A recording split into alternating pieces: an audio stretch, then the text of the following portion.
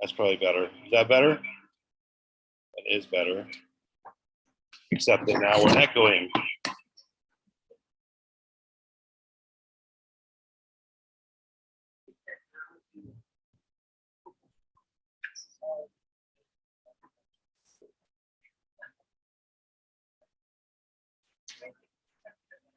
All right. I'm hoping that that will solve our problem and that, Heather, you can hear now. They're let go. That's kind of how the scene resolves itself. In this first encounter, they are not physically abused, which is actually going to be the case pretty much from now on. We'll talk a little bit about that. I think we hit into some of that material today. And they return to their compatriots, and we have a scene of prayer in chapter 4. And we describe this as a prayer to the great king. And that's really kind of essentially what it is. The themes that come up in that prayer, the acclamation of Yahweh or the Father of Jesus Christ as the true king. And of course, again, the contrast, we're reminded, right, who's really in charge? Is the one who's really in charge those who sit in the seats of authority in Jerusalem, or is it God, right, who sits on the throne? And that's what we come to hear about. This is, and there were a couple things that we pointed out that were, I think, kind of unique about the prayer, at least in the form that it's given to us. One of the most striking is knowing that they are dealing with people of power and the means and ability to, probably crush them. Their petition does not ask for the normal accoutrements that you would need to fight power, right? They don't ask for armies. They don't even ask why are they suffering, nor do they ask for safety. What they ask for instead is boldness to continue to be witnesses.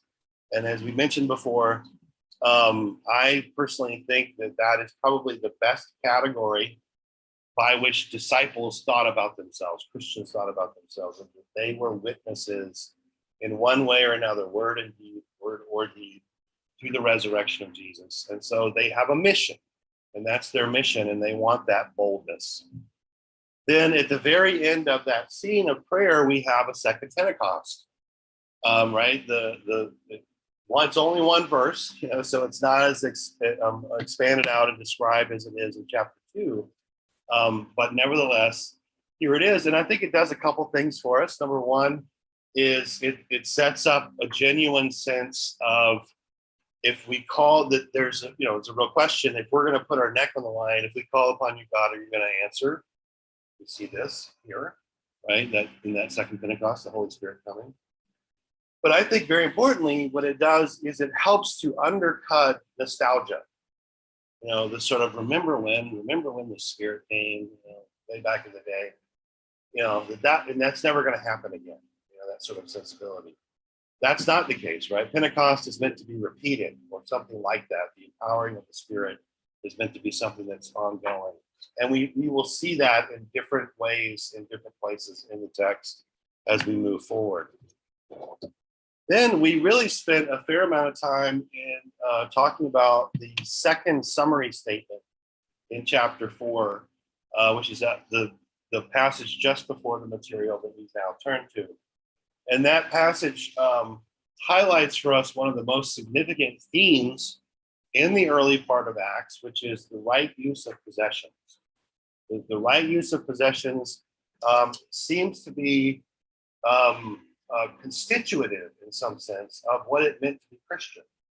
It's so significant, so important, it's elevated and described. And I think this text that we're going to turn to today kind of makes that point very, very strongly. And the passage that we looked at last week, that sets it up pretty significantly.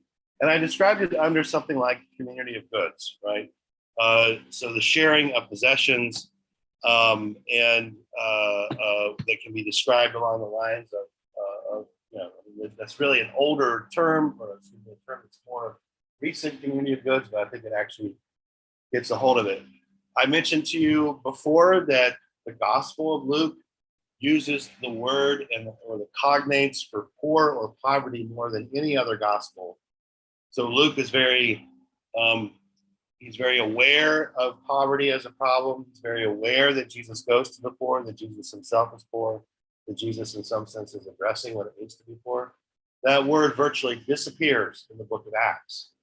And I think the one possible reason for that is an assumption that that living together, being together, is going to solve that problem, right? And so that's why this is such a rich theme. It seems like here in the beginning. And then let's see what's the last thing here. Then lastly, I noted that they and I'll kind of draw attention to this from time to time, but we get these little hints and snapshots that the community isn't just sort of like we're going to share everything, we're just going to figure it out or whatever. They actually seem to be constructing processes to make this possible. And one of the things that we're going to see in chapter 6 that we're not going to get to today, but I think we'll get to next week is, well, what happens when a process breaks down? The church has to reimagine and retool its leadership, its ministry, whatever the case may be. So change is inevitable. That's my point. And I think this is another interesting thing that's maybe worth emphasizing. Sometimes you can read certain authors. Maybe there's an assumption that God came and laid it down, and that's the way it should be. It should have never been changed, kind of thing, right? That is the furthest thing from the truth that what we actually see in these texts is, yes, God is initiating and pushing, and one of the things that happens because of that is the necessity to constantly change to meet the new challenge. And so that's what's going to happen as we turn into chapter 6. All right. Yes.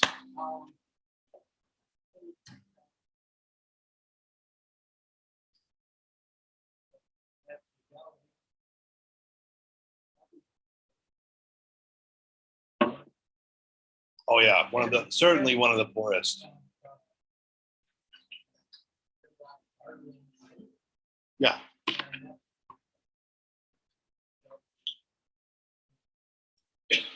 I think for sure there's significant historical evidence that the Galilee was especially poor, poverty stricken, and that it was the region out of which a number of revolutionaries and movements to try to rise up against the Romans, etc., come out of, in part probably because of those socioeconomic issues.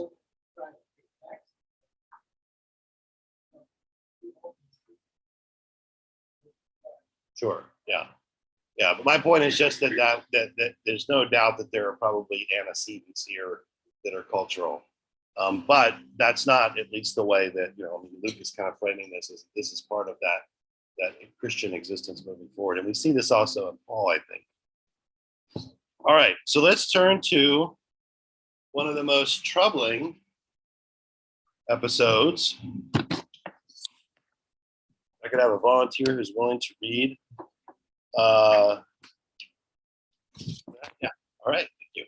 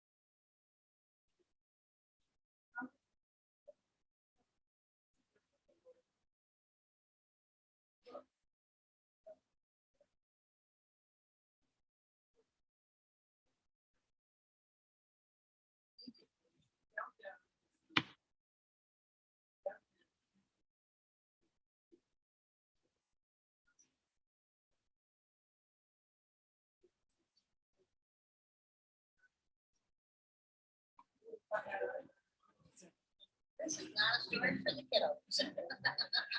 No, this is I think, what was it last week? I was like, I'm so glad I don't have to teach on that. And now, yeah, there's a tithing sermon in there somewhere, I'm sure, right? Yeah. Make sure you come to the town hall meeting on November 20th. We're going to talk about some stuff. Why that's at the top there. Yeah, so this is the infamous story of Ananias and Sapphira. If you haven't heard of it, obviously, I guess I'd be surprised, but it's always interesting to kind of re-engage something like this. As I have said a couple of times, if chapter 2 is the most important chapter for the whole of the book of Acts, I feel like this is the most disturbing, personally. And I don't know exactly, I'm going to make a point that I think we can take from this, but I don't know exactly what to do with all of the implications of this passage, because I think some of them are pretty troubling, actually. I think the best way to understand what is happening in this scene is to think about this as a kind of Judas moment. So obviously Ananias and Sapphira are not Judas, but they are insiders.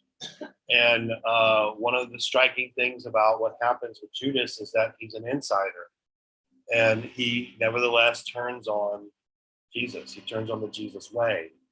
And we can say something like that seems to be happening here. They are insiders, and yet they turn against the way that the community has begun to organize itself. And as we see in the passage, Peter seems to understand that the way that the community is organizing itself is authorized by no less than by God. And so to turn yourself against that is to put yourself in a great peril, which of course we see.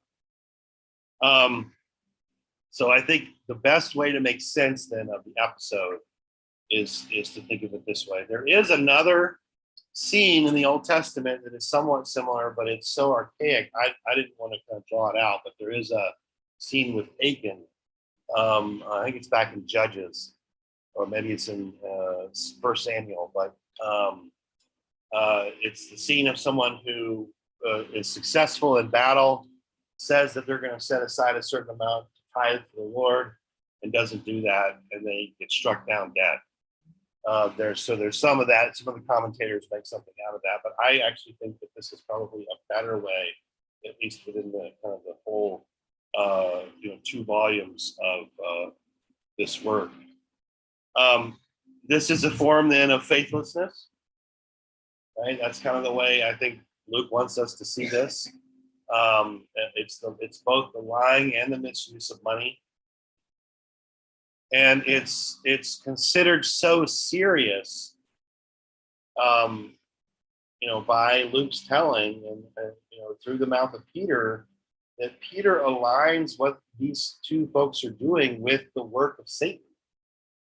It's not just that they're being greedy, people. It's that this is coming from a different source. And that's another reason I think why we can connect this in some ways with Judas. Because I think, and I might be incorrect here, but I don't think I am. Luke is one of the only gospels that talks about Satan entering into Judas to push him in his betrayal. And so we have a similar kind of pattern at work here. All right. What all does that mean? What it means is, I think that there's a couple things to take from this. One is, this raises yet again the insider-outsider dilemma, which Jesus himself was constantly troubling that distinction. If you think you're an insider, it's more than likely you're an outsider, and if you think you're an outsider, you're probably an insider. To the point where the distinctions themselves are almost become meaningless and break down. So that people who operate as insiders might operate feeling like they have a certain amount of privilege, and they need to lay that sense of privilege aside, right? And those who are outsiders who are afraid to enter in, they can lay that fear aside. That would be sort of the goal Well, to have people in your group, in the in group, and we don't know how long. This is another thing I thought I was thinking about this the other day. I was like, we don't really know how long Ananias and Sapphira have been in the group. These could be folks that go almost all the way back to chapter 2. Or maybe they just know about chapter 3. Maybe they're more recent. We don't know. But I think we can say that these are folks who have been insiders. Yes. I remember reading this a long time ago. It's Robert. Are we to assume that everybody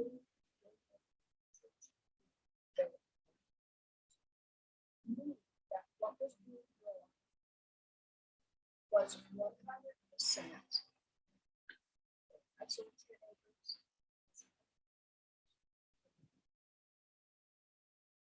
So in my book, assume that was Ananias is probably because he decided to do it. So myself, I just think, why couldn't Ananias do that? Yeah. Are we to assume that there was this blanket statement that we are getting all the money, get for everything that we got spread out? No, we should not assume that.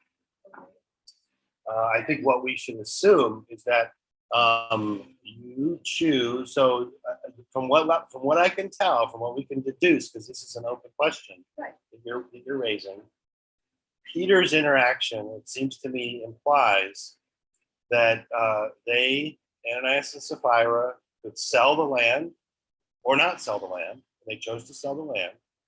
And then once they sold the land, they could choose to give all or none of the proceeds to the community.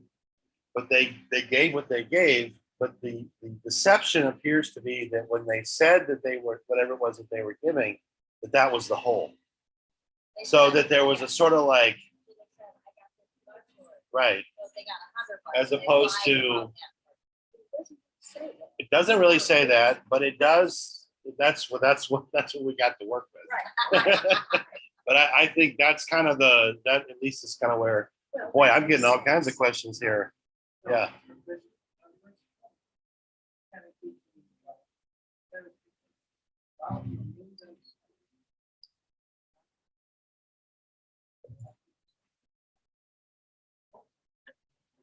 Yeah. So I think,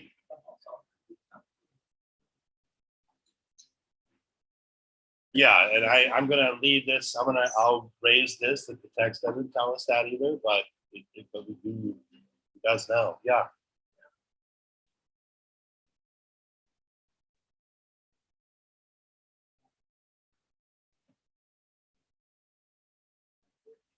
That's right.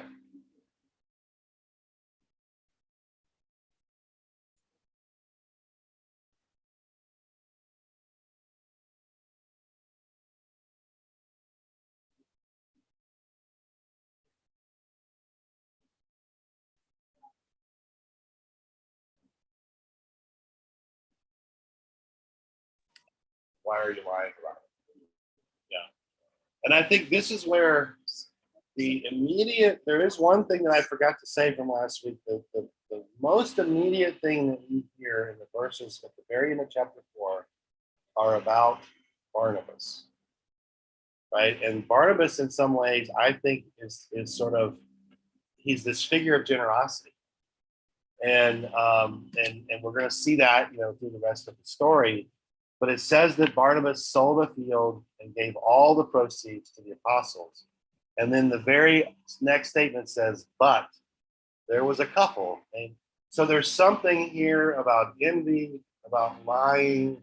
Yeah, so it's all of that kind of mixed together. And it's kind of difficult to fully untangle it, but I think we have a general direction. Right. Yeah. Or it's not quite as. Yes. Well, this is why I would say this to me, this feels like a pretty troubling, this is a really troubling passage. Um, I will come back to this. Boy, you guys are all exercised. You're getting ready for November 20th, aren't you? Town hall meeting. Hold on, right over here.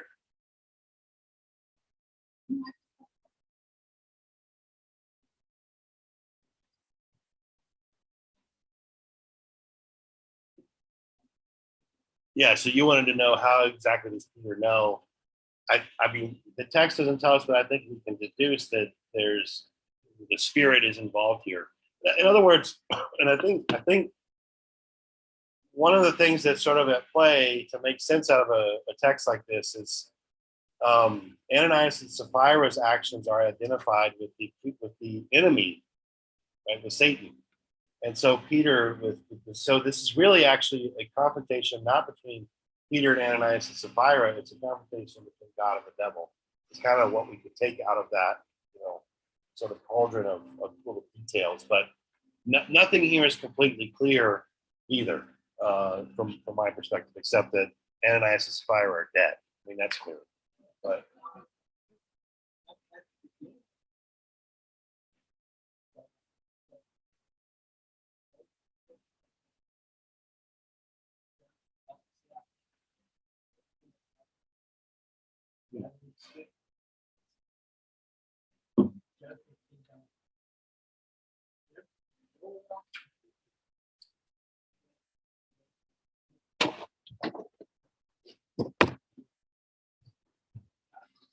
Joshua,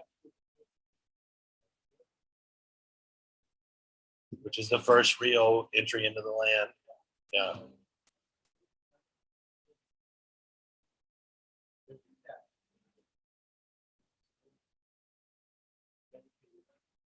Yeah, that's right.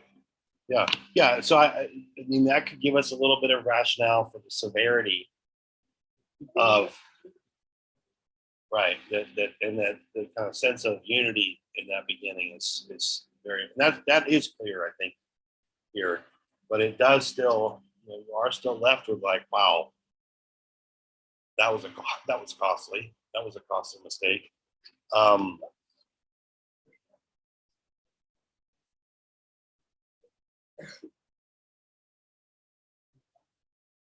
yeah, that's right. That's right. And you don't actually see, you have to look pretty hard, but you don't actually see a lot of internal, um, the kind of that kind of internal dissatisfaction, I suppose. I mean, you'll see a little bit here and there, I guess. But yeah,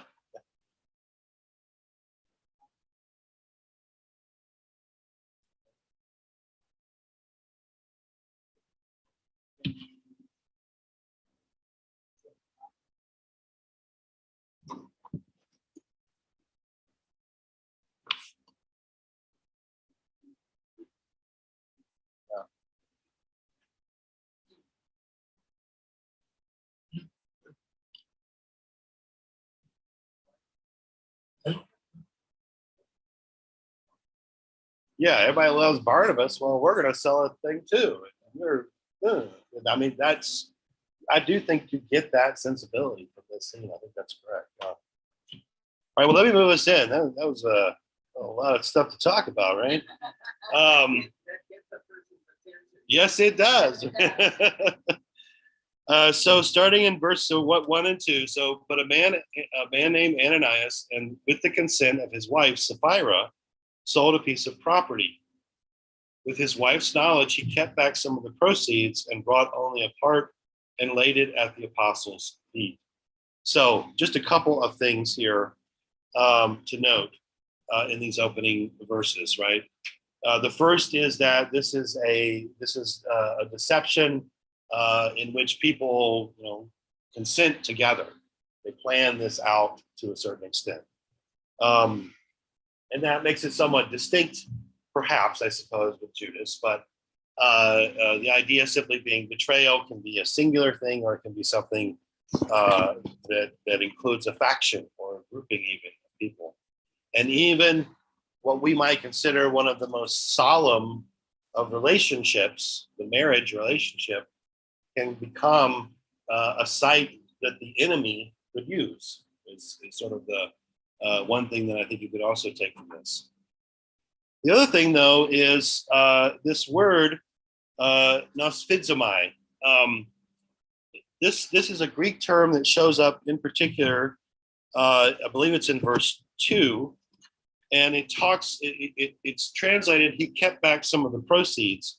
Well, this term nosphizomai actually carries the connotation of misappropriating funds. So that doesn't come through, I think, quite as well with the English translation, but it's a word that you can sometimes find for theft or for the misappropriation of funds. So this isn't a simple matter, as I said here, of just simply holding back, but it involves some kind of deception that comes, close enough to something like theft, to use a key word for that. So then we get Peter's response, and that's starting in verse 3. Ananias, Peter asked, why has Satan filled your heart to lie to the Holy Spirit and to keep back part of the proceeds of the land? While it remained unsold, did it not remain your own? And after it was sold, were not the proceeds at your disposal? How is it that you have contrived this deed in your heart? You did not lie to us, but to God. All right. When I think about going to the principal's office, or getting into trouble, the first thing that I don't think of is, you are possessed by Satan. That's the accusation. But that's kind of that's what comes out of Peter's mouth. Now, Peter, of course, here, like we've seen already in several other scenes, and is going to be the case moving through up until about the middle of maybe chapter 10, he is the voice of the apostles, right? So he speaks on behalf of the apostles. The text does not tell us how he knows. It does not tell us that he just found out, someone was up, observing. Maybe the apostles have a connection in the local real estate. I mean, it doesn't say that.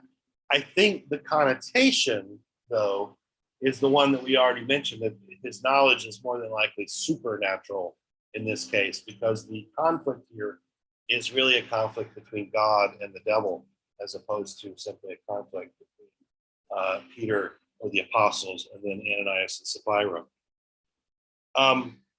Peter's words, though, and the sharpness of them, he pulls out a sword immediately, linguistically speaking,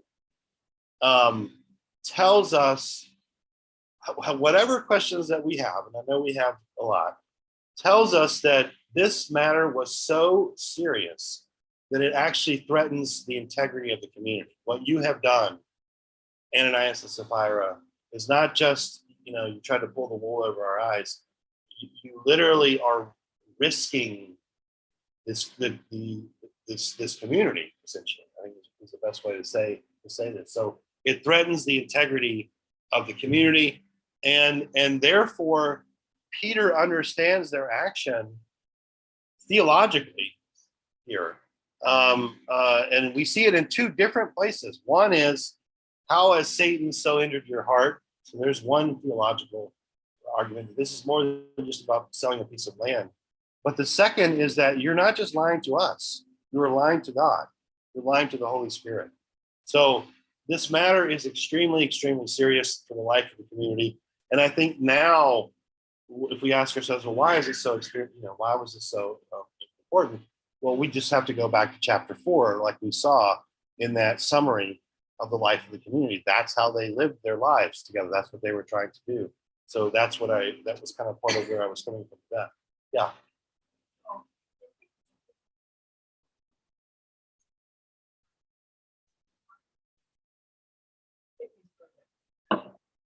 Yes, absolutely. That's right. That's right. That's right. I think we could see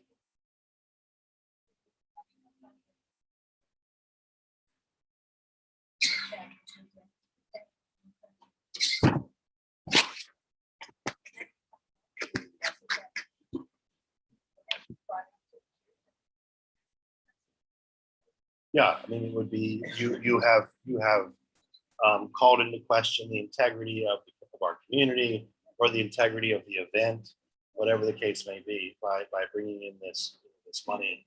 Yeah, that's right. There is I think there is a kind of sort of somewhat of a comparison. Is there another hand? All right, well, let me move us forward then. So then moving into verses 5 and 6, right? Now, when Ananias heard these words, he fell down and died. And great fear seized all who heard of it. The young men came and wrapped up his body, then carried him out and buried him. Now, the one thing here I can say, or that I think is important is to note, is that at least in the case of Ananias' death, it's not exactly clear if Peter killed him. You know, right? I mean, that's kind of or if Peter's words killed him. In other words, it could have been the shock of being found out. It could have been the shock of realizing that he betrayed the community. There's any number of things. I think when we get to Sapphira's moment, it does feel a little bit closer. That like somehow God, through Peter is involved in this. But I want to be careful in this regard, at least in this first one. It doesn't explicitly link Peter's words with Ananias' death. And I think the reason that I would want to, I guess, make this point is that God is a God of life. And what we see, throughout the rest of the story is a constant need and desire to heal, to give life, to raise up, not to put down. And so that's one of the reasons why I just want to note that there's a little bit of room here. Well, what happens then? The second member of the cabal comes in, Sapphira, and we get that story, right? After an interval of about 3 hours, his wife came in, not knowing what had happened. Peter said to her, "Tell me whether you and your husband sold the land for such and such a price." And she said, "Yes, that was the price." Then Peter said to her, "How is it that you have agreed together to put the Spirit of the Lord to the test? Look, the feet of those who have buried your husband are at the door, and they will carry you out."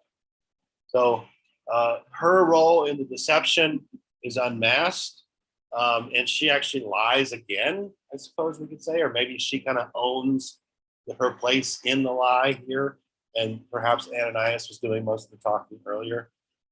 We don't really know, but she's now included.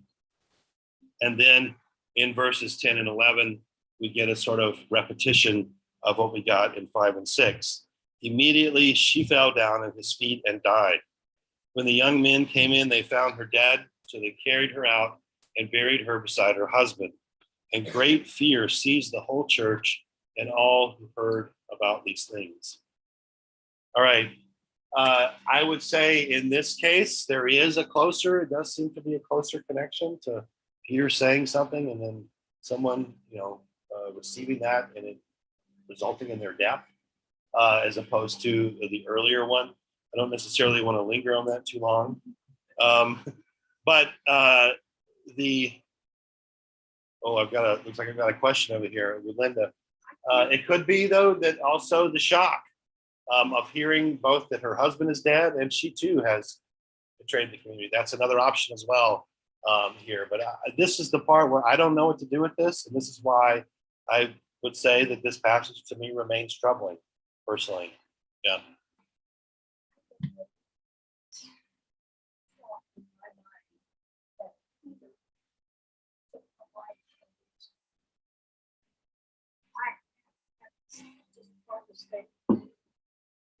Lord, see if what's going to happen for the next eon. Knew that it was about deception, but so if he chose to put their lives, so he did that. But blame Peter, that never ended. Good. That's good. I'm glad for it. I'm very glad. I mean, some people That's a new thought. some people would read it though. I suppose. But I would agree with you on a couple of different levels But even the idea that the Lord puts them to death immediately still troubles me. Well, that's Unpleasant. yeah, well, it is. It is true. It is. Amazing things. Bad and good, and as far as my mind, Sure. important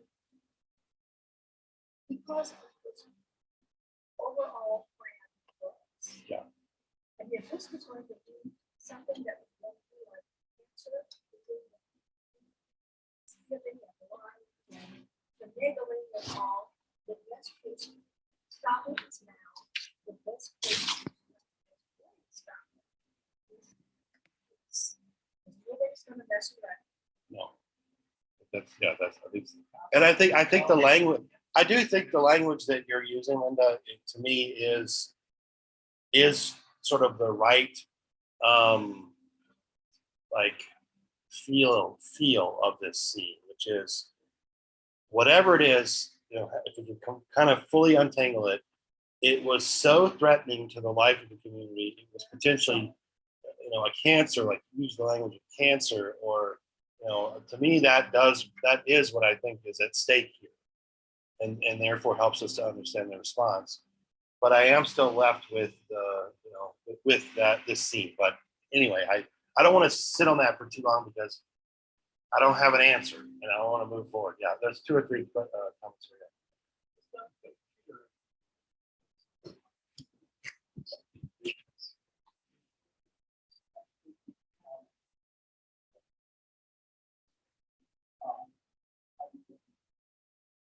Sorry for what you did.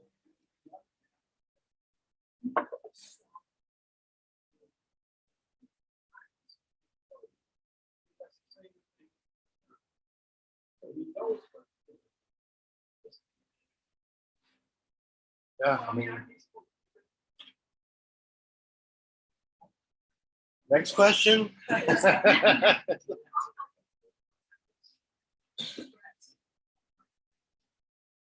Yeah.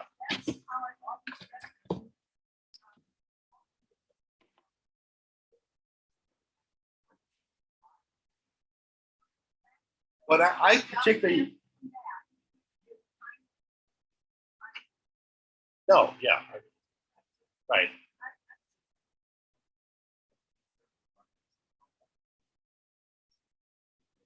How long I think you Right. I mean, that's Right.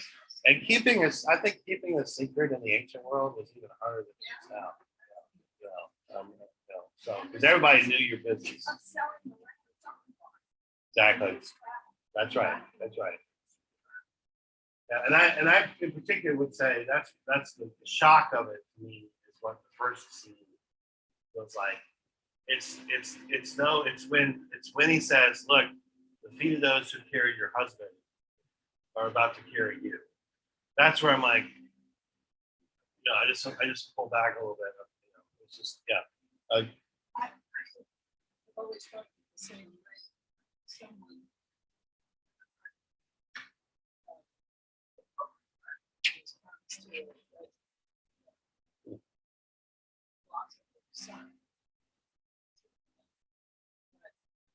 yeah. Well, I mean, I literally just the other day, yesterday, I was I like the group U2 from now it's played on classic radio. Now I'm part of the classics.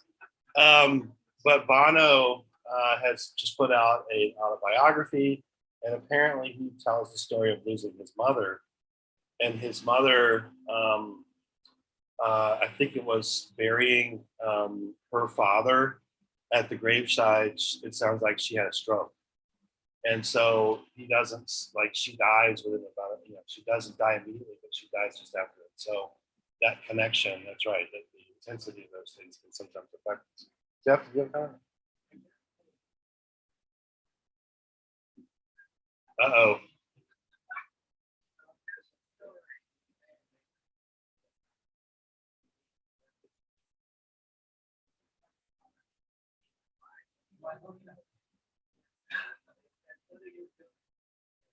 looking for loopholes. I feel that's kind of what we're doing here. We're trying to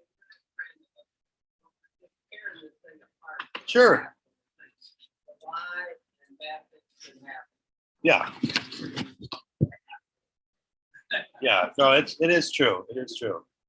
All right. So overall, then, what do we want? What do I want to say? Right. It's not enough for me to just kind of leave you with like, boy, this is troubling. I want to leave you with this sense of overall, right?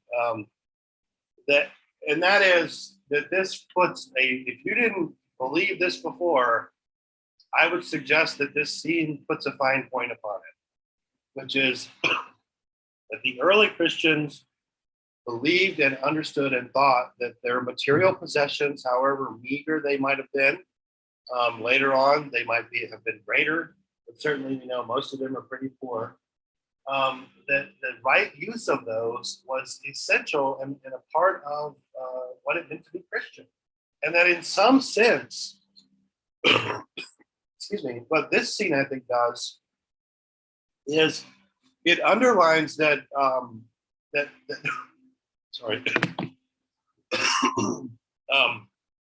It seems to me to underline that the credibility of both the community and the gospel might be at stake in that regard. So that I think we can take that out of the scene for sure, as well as some of these other thoughts and insights that we've heard that I think also have a lot of wisdom in them as well.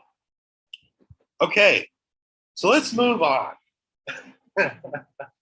Let's move on. Can I get a volunteer who's willing to read our next passage?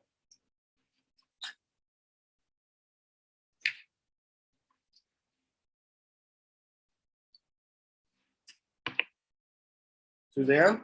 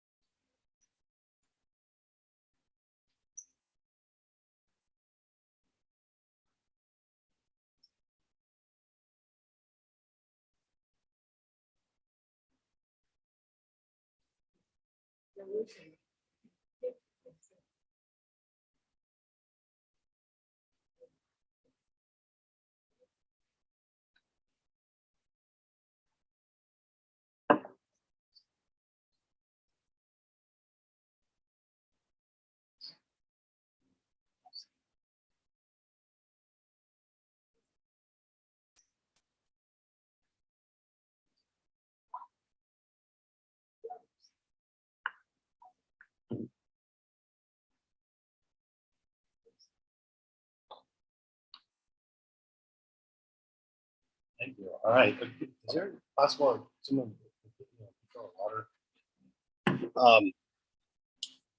All right. So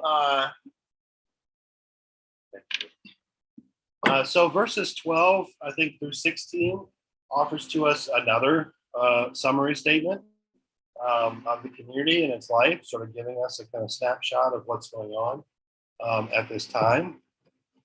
And I would suggest overall that the picture that we're given through verses 12 through 16 is that this is not your usual movement, is the way of thinking about this.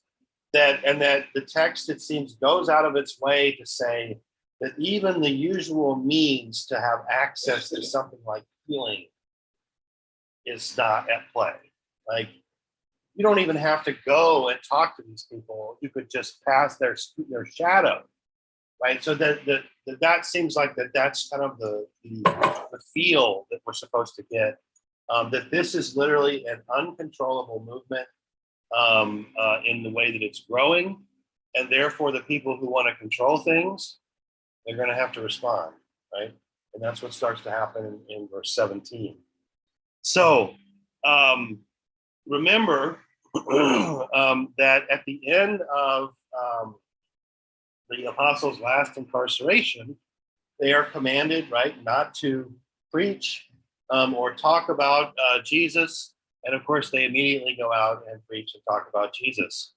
And so what we see in verse 12 is a kind of, statement that you can't stop what's happening here. And in some ways, this almost foreshadows the advice of one of the members of the Sanhedrin, Gamaliel, who's going to say, to try to fight against this movement, if it's really from God, it's like trying to fight against God. You're just not going to succeed. And so this is sort of foreshadowing that, I would suggest. So in spite of the official observation, and of course, even the troubling scene of the internal faithlessness of Ananias and Sapphira, nevertheless, this community is being strengthened and it is growing, right, significantly and importantly in that regard. Verse 13 is a very strange verse grammatically.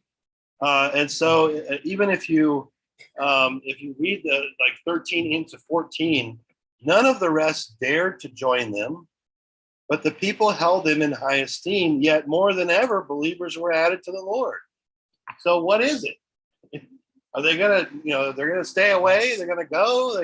And I think that one of the plausible things here, and I'll give you a kind of plausible explanation of what I think is being said here grammatically in just a moment, but it's supposed to paint a picture for us of, people, maybe they want to go, maybe they don't want to go, they're afraid, maybe, and then eventually it's just like the dam breaks open and they are there, they're going, they're joining the movement, etc. So this is a grammatically difficult passage. One of the things here that's important, I think, for our material is join them does not necessarily mean become a member. So as it says here in verse 13, none of the rest dared to join them. That simply means none of the rest dared to come near, right? To come around. It doesn't necessarily mean to become members. Well, I'm not sure. My understanding is that it ran along one of the walls of the Temple Mount, so probably relatively significant size. And maybe the idea is that, it gives us a location, of course, for where they are, but Solomon's portico would also be connected to the temple and public. So everything that's happening is happening in the clear light of day. It's not happening in a hidden away way, and therefore potentially it might be threatening. So what is an option? And this was just a suggestion by one of the commentators that I thought was at least worth contemplating. We don't have to, we don't have to agree with any of this. You don't have to agree with me if you want. That's fine. But one of the commentators noted that what they think is happening in this verse is that the first clause, where it says, none of the rest dared to join them, can be read as the rest there can be read as the elite or the high priests. In part, they've been pressured not to join them, and so they're staying away, right? Because you get a contrast with the very next verse, right? It said, or the very next clause where it says, the people held them in high esteem. So the rest there might refer to the elite who decide to stay away from this group. And later on, as the intensity and the violence of the authorities ratchets up, we get this throwaway clause that says many priests began to follow the way. And it's that idea that they're not only are they winning over the people, they're starting to win over the elite. And so we've got to do something about this movement. But that's a little bit further down the road here. All right, so with that, knowing that this is a grammatically weird thing here that shows some back and forth, a certain amount of ambivalence, the dam breaks open starting in verse 14, right? Yet more than ever, believers were added to the Lord, great numbers of both men and women, so that they even carried out the sick into the streets and laid them on cots and mats, in order for Peter's shadow might fall on some of them as he came by. A great number of people would also gather from the towns around Jerusalem, bringing the sick and those tormented by unclean spirits, and they were all cured. So that back and forth gives way, and a floodgate gets opened up, and the text, the way that we're getting this description, which is a little bit crazy. I mean, I don't know about you, but that's not my normal experience. But I think it's meant to convey that something is being unleashed here that transgresses the boundaries of how we would normally, God's power would normally be available in that regard. So this description then of healings and exorcisms gives us a sense that the palpable presence, the overflowing presence, and that normal means are not really what we can expect here. It also, of course, further underlines for us the idea that the movement is growing, that people are attracted, that they're hearing, they're confronting, they're having the experiences, whatever the case may be, of the divine. And therefore, we get, starting in verse 17, right? Then the high priest took action, right? The authorities basically have to respond. And that sets this up for us, I think. So something has been unleashed here, something that is uncontrollable, something that's bizarre, you could even say. Certainly something that threatens good order, right? Which is what the Romans would want. And one of the things that we see from the priests is it's something that threatens their power and authority, right? They're jealous of this. And the text tells us this rather explicitly. So starting then in verse 17 into 18, then the high priest took action. He and all who were with him, that is the sect of the Sadducees, being filled with jealousy, arrested the apostles and put them in the public prison. So there's a couple things here to note, right? The elite here responding to this uncontrollable movement in a way that's quite typical. Let's lock them up. That's a typical response of the powerful.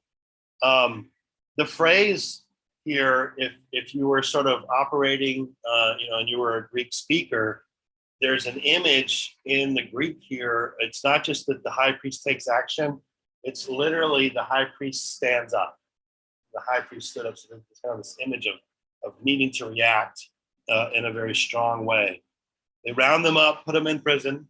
And it says in our text, at least it says in the NRSV, that they put him in the public prison. But the grammar there actually should be, they put them in prison publicly, right?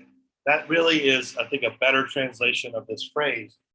And what does that convey? They locked them up in a way that everyone could see that they were being locked up, just like they did with Jesus, right?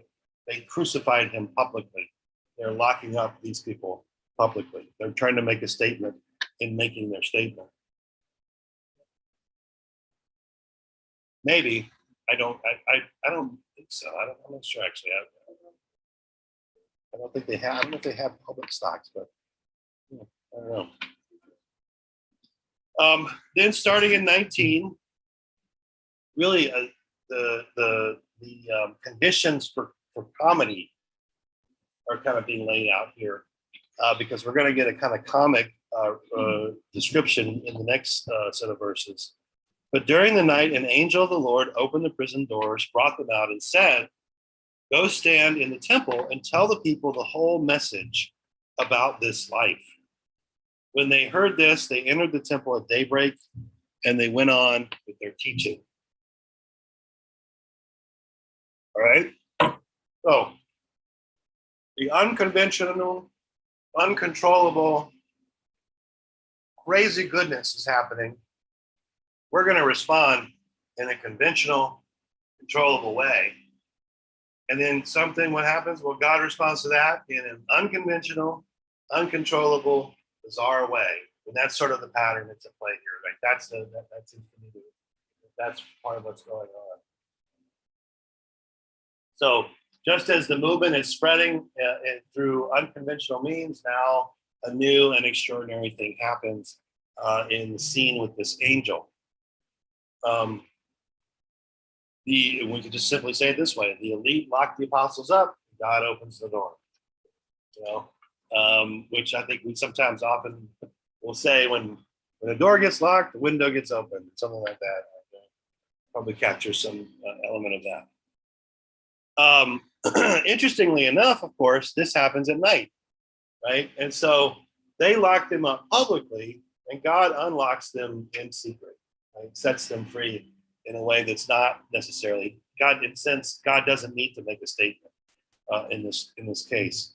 What is it that the angel says? Go stand in the temple, tell the people the whole message about this life. Those are the three component parts, I think, of the statement. The temple.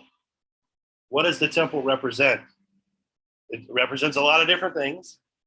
It certainly represents the primary place where an ancient Jew or Israelite would have thought having access to God was most palpable.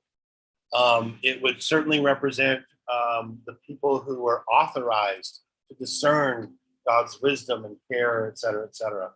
So there's a question in a sense that's kind of lurking in the background here, which is who really has access to wisdom? The apostles or the temple elite, right?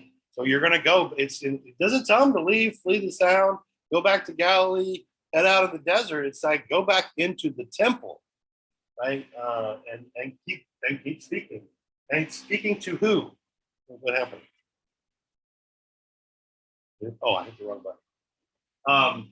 Right, temple is the site of divine and human commerce. The conflict here is about who perceives God's will rightly.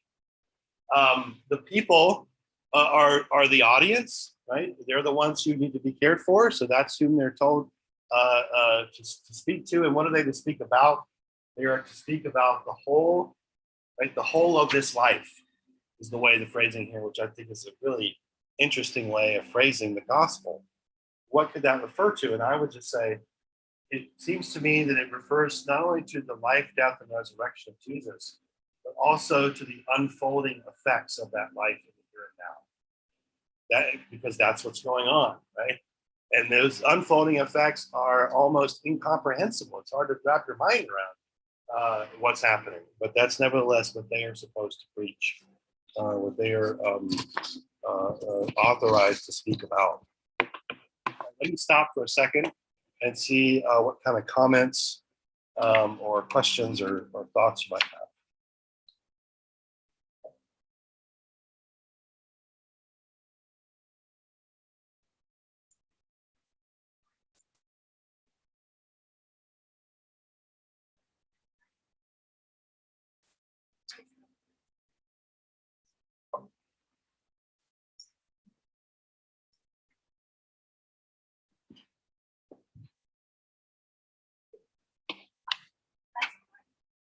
Yeah, I think that's right. I think the Spirit is as we've said, right, the primary actor in a sense.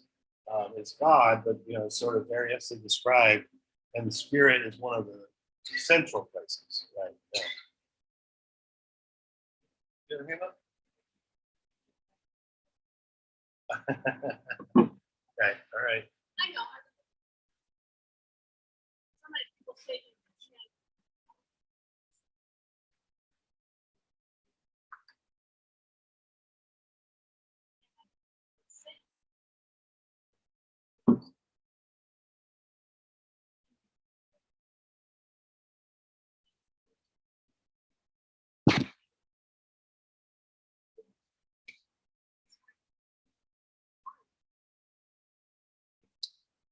Yeah, I mean, actually, you can always obviously go too far, I suppose, and something like that. But there is I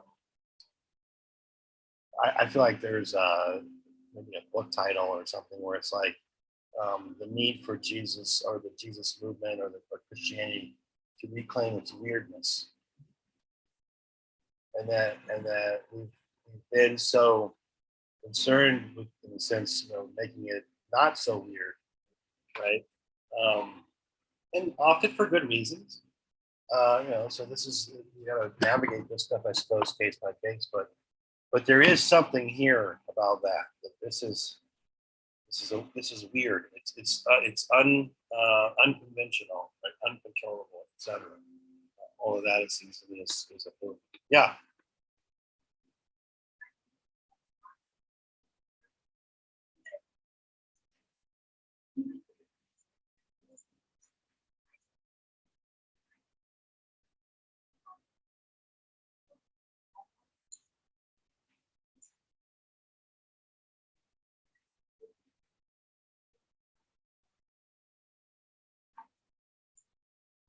Thank you for that word of encouragement.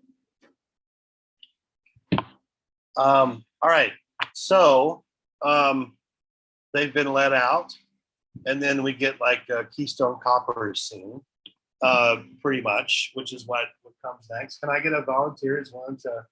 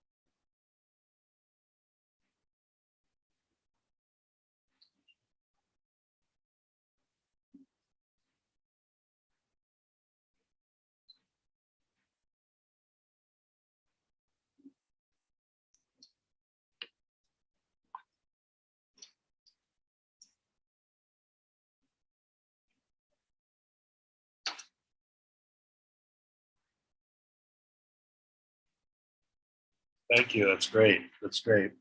So I have broken this down really to the two paragraphs. And there's not, I don't have a ton of detailed stuff because I think it's kind of straightforward.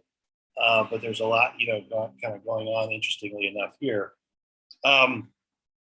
These verses, by the way, flow right into the next set of verses, where because Peter's going to make another response, and then you're going to hear back. And so it's a replay, in a sense, of what we've already encountered in chapters 3 and 4.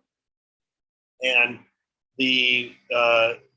but it's almost like it's in a fun house, It's like the weirdo mirrors, So there's the comical attempt to resist what God is doing is on display, but the also enraged violence that was maybe kept under wraps in the earlier scene is now starting to come out. And we're going to hear that they want to kill these people. So that's what I mean by things start to get a little comically distorted in a way, or kind of however you want to describe that. So verses 21b through 26, and I guess I'll quickly reread that because that's typically our practice. But when the high priest and those who arrived with him arrived, they called together the council and the whole body of the elders of Israel, and sent to the prison to have them brought. But when the temple police went there, they did not find them in prison. So they returned and reported, "We found the prison securely locked and the guards standing at the doors. But when we opened them, we found no one inside." Now, when the captain of the temple and the chief priests heard these words, they were perplexed about them, wondering what might be going on. Then someone arrived and announced, "Look, the men whom you put in prison are standing in the temple and teaching the people." It's still so funny. Then the captain went with the temple police and brought them, but without violence, for they were afraid of being stoned by the people. So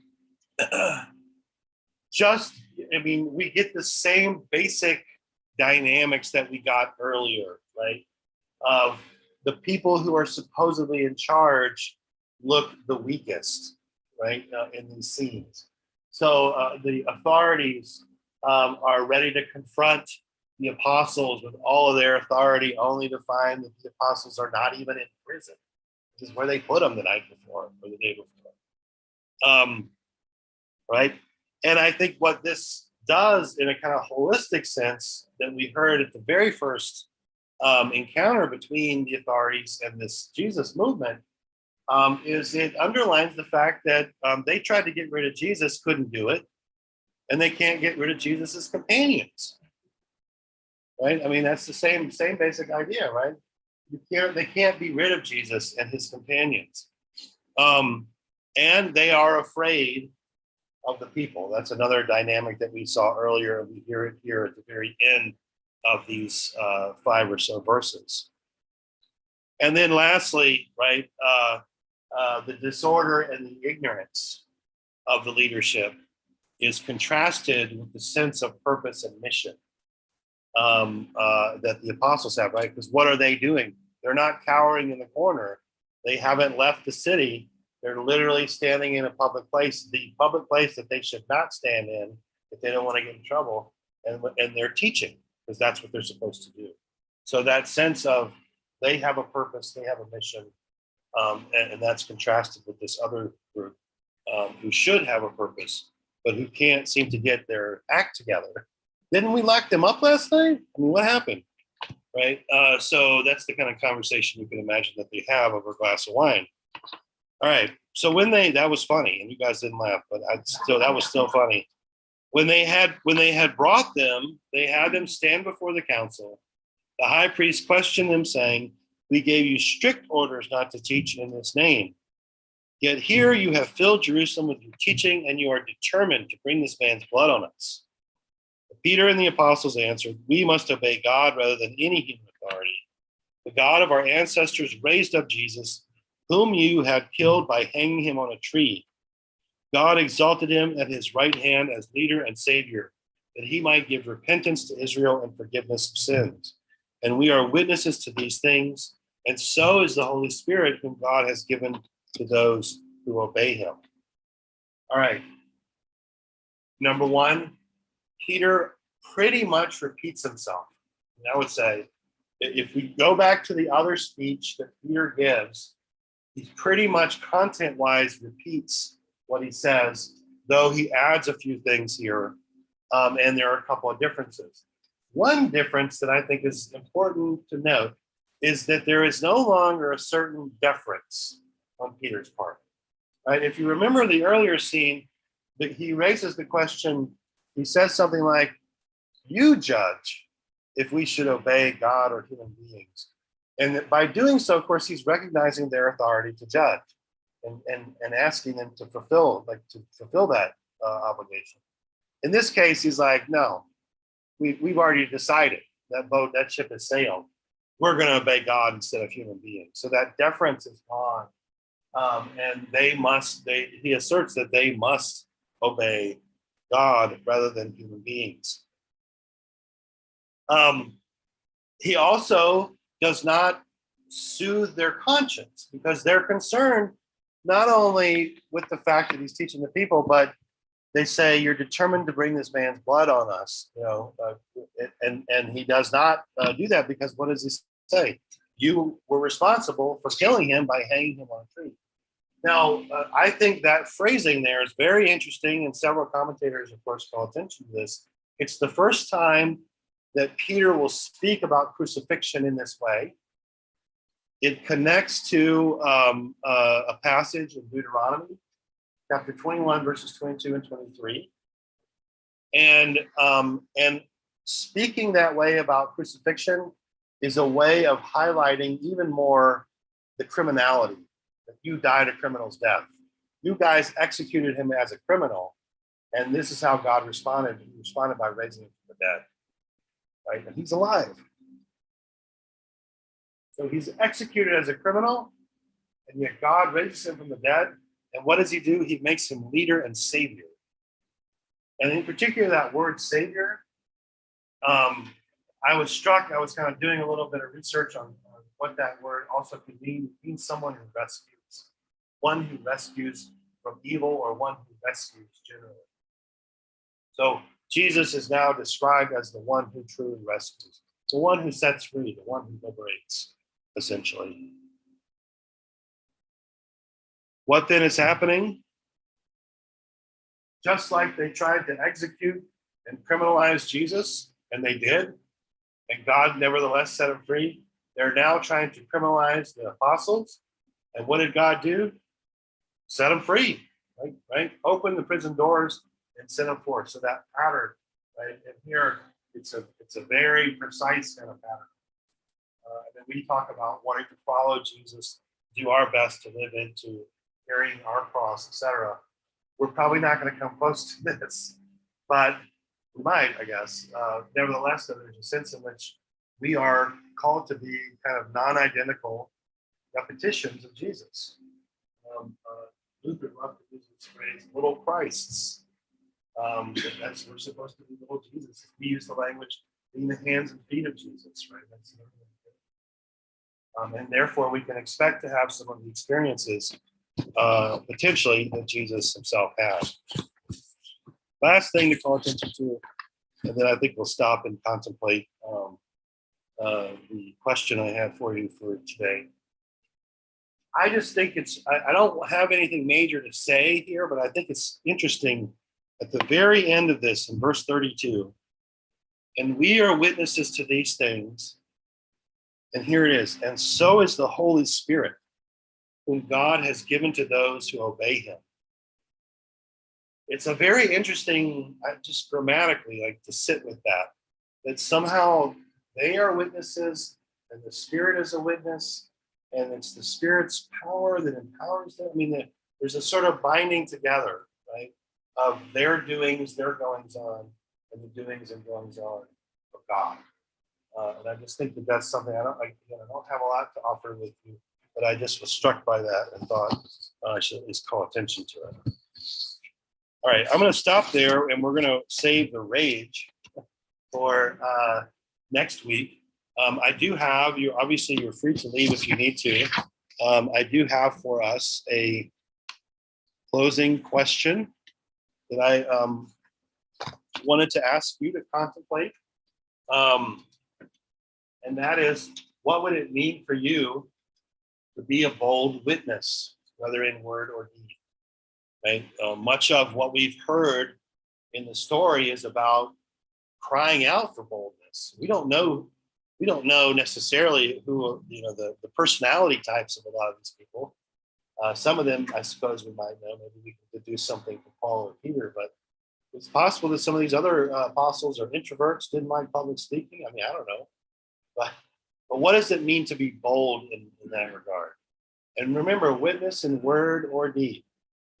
And so take a little bit of time. What would that mean to you? And we'll come back and share what comes out of your discussion.